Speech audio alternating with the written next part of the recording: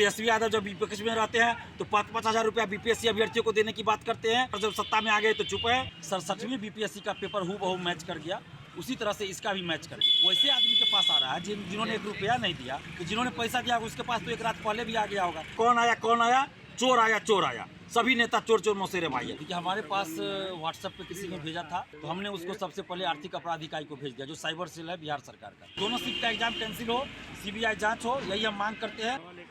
कल बीएससी प्रथम पाली के जो पेपर है आउट हो गई थी, आपने ही इसको उजागर किया था, कैसे जानकारी हुई थी सर? क्योंकि हमारे पास व्हाट्सएप पे किसी ने भेजा था 10:59 से लेकर 59 के बीच, 11 बजे भी भेजा था, तो हमने उसको सबसे पहले आर्थिक अपराध इकाई को भेज दिया, जो साइबर सेल है बिहार सरकार का, उसको भेज दिया। और उसके बाद मीडिया बंधुओं को हमने भेजा, और जब परीक्षा समाप्त हुई तो हमने जब मिलान किया, स्टूडेंट से पूछा, क्वेश्चन तो बाहर आता नहीं है, स्टूडेंट को मिलता नहीं है, तो वो सारे क्वेश्चन हूबहू सही पाएगा। जिस तरह से 67वीं बीपीएससी का पेपर हूबहू मैच कर गया, उसी तरह से इसका भी मैच कर गया। तो इसका मतलब पेपर लीक है आपका एग्जाम के बीच में अगर बाहर आ रहा है, वैसे आदमी के पास आ रहा है जिन्होंने 1 रुपया नहीं दिया, तो जिन्होंने पैसा दिया उसके पास तो 1 रात पहले भी आ गया होगा। और सेकेंड शिफ्ट की भी जो बात है, तो सोशल साइट पर उसका भी वायरल हो रहा है, तो सेकेंड शिफ्ट का भी वायरल हो रहा है, और वो आंसर और क्वेश्चन हूबहू सही पाया गया सेकेंड शिफ्ट का भी। तो पेपर लीक है इसका मतलब आपका। तो दोनों शिफ्ट का एग्जाम कैंसिल हो, सीबीआई जांच हो, यही हम मांग करते हैं। अगर ऐसा नहीं हुआ तो फिर बिहार में हर जिले में अब आंदोलन होगा। और 67वीं बीपीएससी का पेपर लीक हुआ था, उसकी भी सीबीआई जांच हो, क्योंकि जब जांच जो है बीपीएससी ऑफिस के अंदर पहुंचा तो जांच को बंद कर दिया गया, और किसी भी बीपीएससी ऑफिस के किसी भी अधिकारी या कर्मचारी पे कोई कार्रवाई नहीं हुई।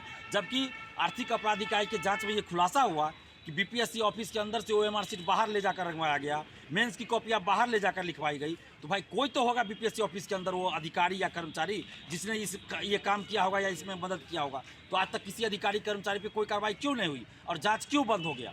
तो इसलिए उसकी भी सीबीआई जांच होनी चाहिए। और जब तक सीबीआई जांच नहीं होती है, बिहार के युवाओं को न्याय नहीं मिलेगा। और अगर सरकार युवाओं के साथ न्याय नहीं करती है तो अब बिहार के हर जिले में हम लोग सड़क पर उतरेंगे। सरकार नौकरी देने की बात करती है, और जो भी परीक्षाएं होती हैं अधिकांश में पेपर लीक की जो खबरें हैं आ जाती हैं। देखिए, कौन दोषी है इसमें? नौकरी देने की बात सरकार करती है, मुझे लगता है ये टर्म अब सही नहीं है। नौकरी बेचने की बात होनी चाहिए कि सरकार नौकरी बेचने की बात कर रही है। हम तो यही कहेंगे। अब सरकार हमको जेल में बंद कर दे, मंजूर है, लेकिन हम तो बोलेंगे कि सरकार नौकरी बेचने की बात कर रही है। कहाँ है वो लोग जो 19 लाख नौकरी की बात, रोजगार की बात करते थे? 10 लाख नौकरी, कोई 20 लाख, कोई 2 करोड़, कहाँ है सभी लोग? मुंह पे क्या लग गया है, चुप्पी नहीं निकल रहा है? तो नौकरी तो बेची जा रही है। आंखों के सामने दिख रहा है कि 9 प्रश्न का उत्तर गलत है, आंखों के सामने दिख रहा है कि पेपर लीक है, फिर भी कोई कार्रवाई नहीं हो रही है। तो क्या समझे हम कि पैसा दे के आप नौकरी बेच रहे हैं? तो नौकरी आप वैकेंसी निकाल रहे हैं, नौकरी दे नहीं रहे, बल्कि नौकरी बेच रहे हैं।